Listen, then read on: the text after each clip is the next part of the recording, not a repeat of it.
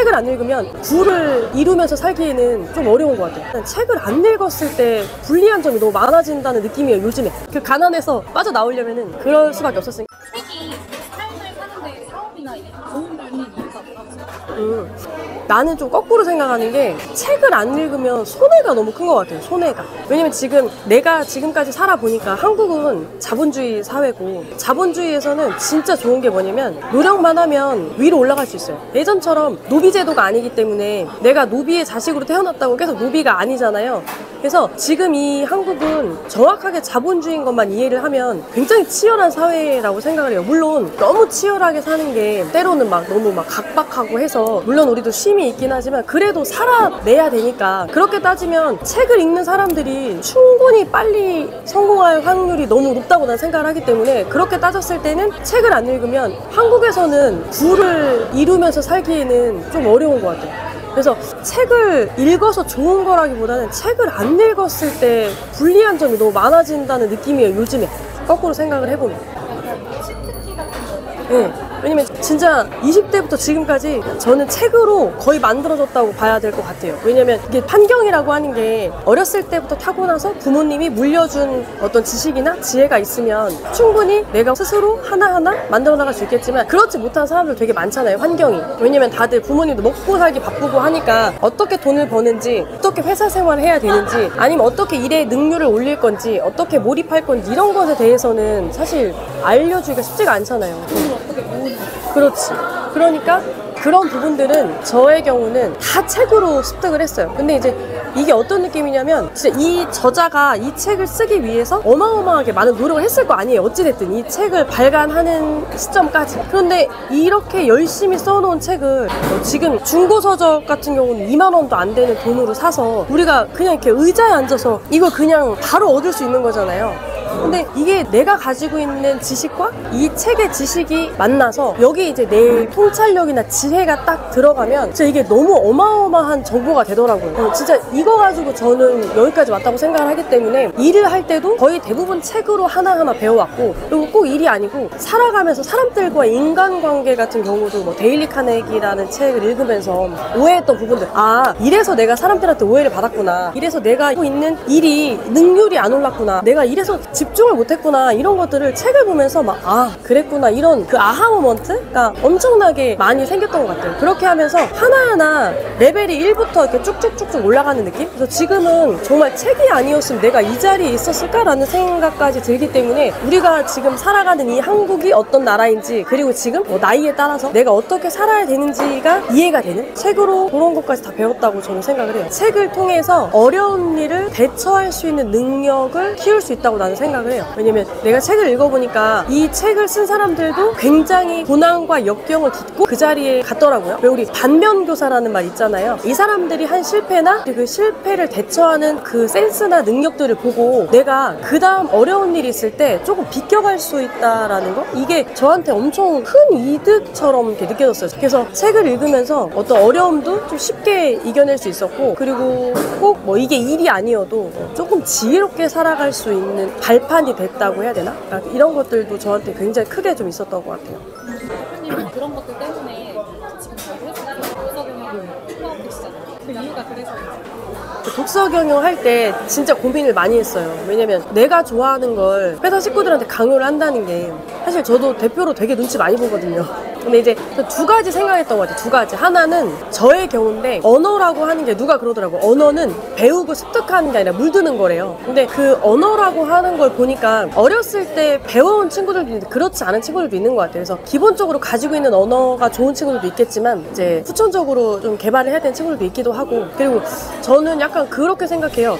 왜 좋은 의도랑 바른 의도가 다른 것처럼 말을 잘하는 거랑 잘 말하는 건 다르다고 생각을 하거든요. 그래서 사람들이 말빨 좋은 사람들 되게 많잖아요. 막 말 엄청 잘하는 사람. 근데 그거보다 내가 가지고 있는 지식이 많고 내가 가지고 있는 지혜가 많으면 충분히 잘 말할 수 있다고 생각을 하거든요. 근데 저는 그 기반이 책이라고 생각을 했어요. 그래서 책에서 우리가 교과서에서만 배운 그 이외의 것들 있잖아요. 그 이후의 것들, 이런 것들은 좀 하나하나 배워서 선생님들이 자연스럽게 고객님들한테 정보를 줄 수 있는 사람이 됐으면 좋겠다라는 생각을 해서, 그 언어라고 하는 게 저는 충분히 노력으로 가능하다고 생각을 하거든요. 언어가 너무 좋아지고 아름 아름다워진다는 걸 느꼈어요. 책을 읽은 사람들이 구사하는 언어들이. 그래서 선생님들이 좀 그런 것들을 좀 본인들도 모르게 스스로 경험해봤으면 좋겠다라는 생각 때문에, 왜 우리 그럴 때 있잖아요. 내가 언제 이런 언어를 쓰고 있었지? 이런 생각이 가끔 들 때 있잖아요. 그래서 저는 그런 부분들 때문에 선생님들한테 독서 경영을 어떻게 보면은 강요를 좀 하기 시작을 한 거고, 두 번째는 제가 책을 통해서 너무 많이 변했어요. 왜냐면 저도 어렸을 때는 환경이 너무 많이 좋지 않았기 때문에 좋지 않은 것도 진짜 많이 했고 몰라서. 근데 그렇게 바닥에서만 살 줄 알았던 제가 뭔가 하나하나 그 바닥에서 이렇게 한 계단 한 계단 올라오는 데 있어서는 굉장히 많은 책들이 있었다고 생각을 하거든요. 그래서 저는 선생님들한테 제가 한 경험을 경험하게 하고 싶었어요. 그래서 그 두 가지 때문에 독서 경영을 시작했던 것 같아요. 깨는. 한번 제대로 기억이 나요. 근데 책 읽는 게 사실 쉽지 않아요. 내가 하고 싶은 것과 할 수 있는 것이 이게 잘 안 맞아 떨어질 때 있잖아요. 그래서 예전에는 접근을 취미 삼아 서점을 가는 게 처음에는 시작이 됐고, 그러다가 책을 사는 것까지가 습관이 됐고, 책을 사도 사실은 안 읽었어요. 그냥 책을 사는 내가 멋있는 거예요. 이렇게 책에 돈을 쓸 수 있는 내가 멋있고, 근데 그게 계속 하다 보니까 거기서 멈추지 않더라고요. 그렇게 하다 보니까 책을 좀 들추기 시작을 했고, 처음에는 그래서 책을 끝까지 못 읽었어요. 만 읽다가 또 산 책이 있으니까 또 그걸 읽어야 될 것 같고, 또 산 또 그거 읽어야 될 것 같고. 근데 이제 그렇게 우여곡절 끝에 지금은 책을 정말 잘 읽어요. 근데 이제 거기에는 저는 장치들을 좀 둬요. 예를 들어 핸드폰을 아예 꺼놓는다든지, 아예 무음으로 해놓는다든지, 책에 집중할 수 있는 헤르츠의 음악만 틀어둔다든지, 그런 장치들을 해서 읽기 시작을 했더니 그것도 도움이 되더라고요. 지금은 내가 해보니까 한 6시간, 7시간 또 한 자리에서 계속 읽더라고요. 다른 거 하나도 안 하고 그냥 책만 읽더라고요. 예전에는 4분도 못 읽었어요. 그래서 저는 책을 읽을 때 굉장히 더럽게 봐요. 그래서 책을 잘 안 팔아요. 책을 한 권만 안 사고 진짜 좋아하는 책은 막 7권, 8권도 사요. 사서 누구 주기도 하고, 내 책을 가져가겠다는 친구들이 꼭 있어요. 또 여러 곳에 내가 볼 수 있는 방마다 놓고 본다든지, 책을 전 읽을 때는 펜도 되게 중요하게 생각을 해요. 펜을 꼭 두고 봐요. 한 가지 색깔이 아니라 최소 3가지 색깔 정도 나오는. 그러면 파란색으로 줄을 치는 것과 빨간색으로 줄을 치는 것은 중요도가 조금 다르고, 그리고 접을 때도 접는 이 각도와 페이지의 면적만큼 중요도가 다르고, 이 중요한 부분이 위쪽에 있는 아래쪽에 있나에 따라서 접는 것도 조금 달라요. 아예 반을 접는 건 진짜 통으로 중요한 거예요. 정말 많이 접고 많이 써요.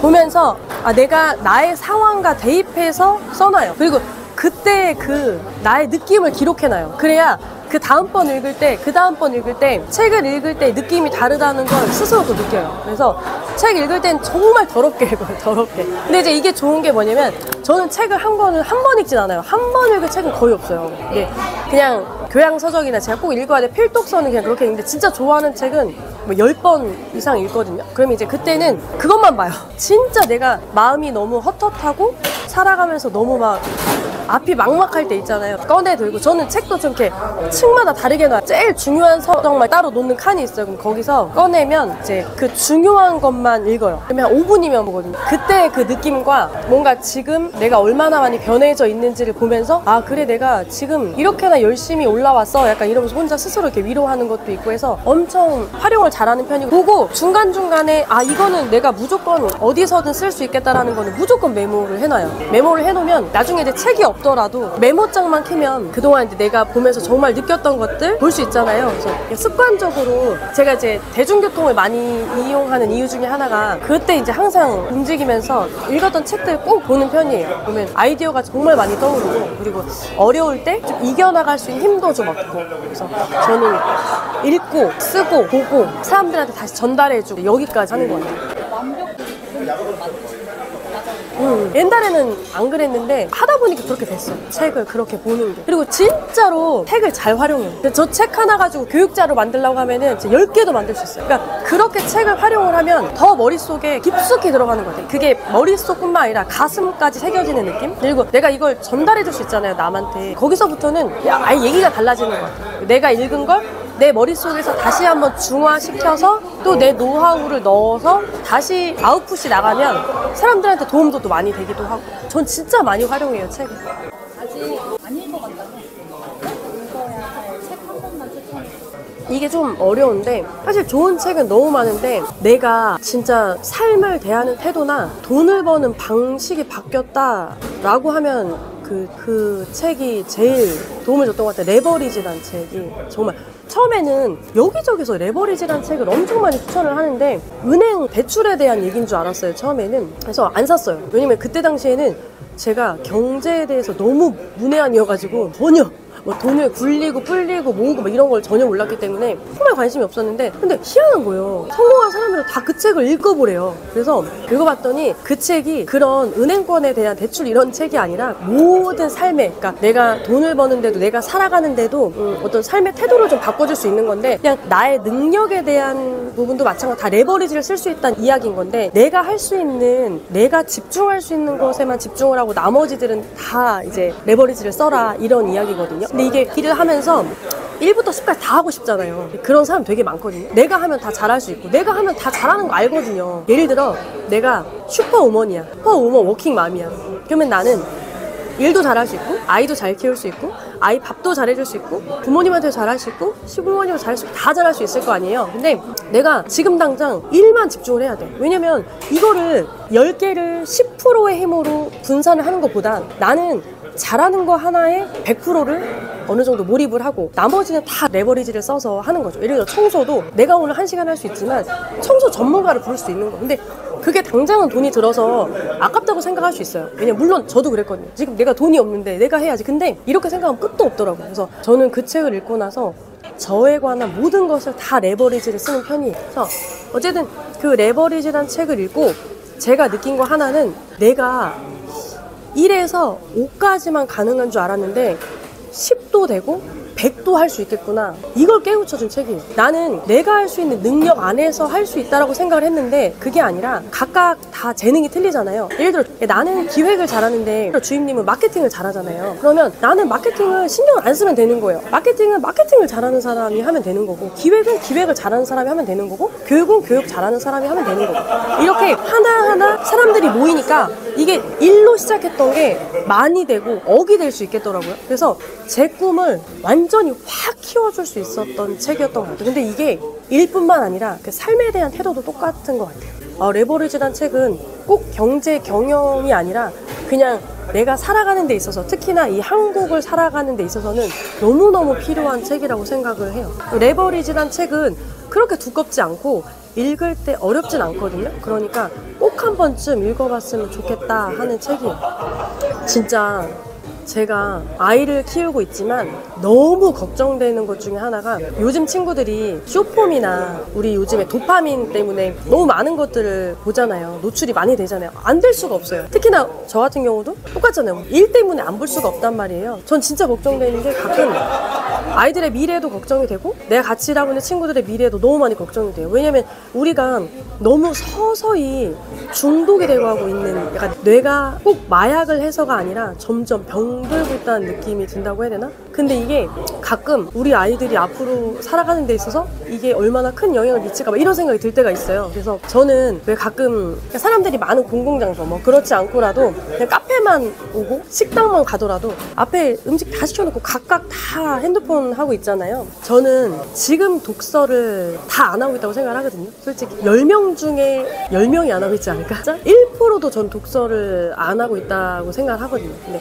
이럴 때 독서를 하는 것이 얼마나 큰 시너지와 영향력을 미칠지 한번 생각을 해보셨으면 좋겠어요. 그래서 저는 어렵겠지만 하루에 5분이든 10분이든 아니면 페이지를 한 2페이지만이라도 읽어보는 습관을 기르면, 이게 단순하게 이 책의 내용뿐만 아니라 그냥 말 그대로 내 뇌를 조금 깨워줄 수 있는, 나중에 내가 언제 이렇게 내 머릿속이 이렇게 복잡해졌지? 내가 언제부터 이렇게 집중을 못하게 됐지? 그러니까 이런 시기가 올 수 있잖아요. 그러니까 지금부터라도 작게, 아주 작게 조금씩 읽어나가는 습관을 좀 길렀으면 좋겠어요. 앞에서 눈이 마주쳤는데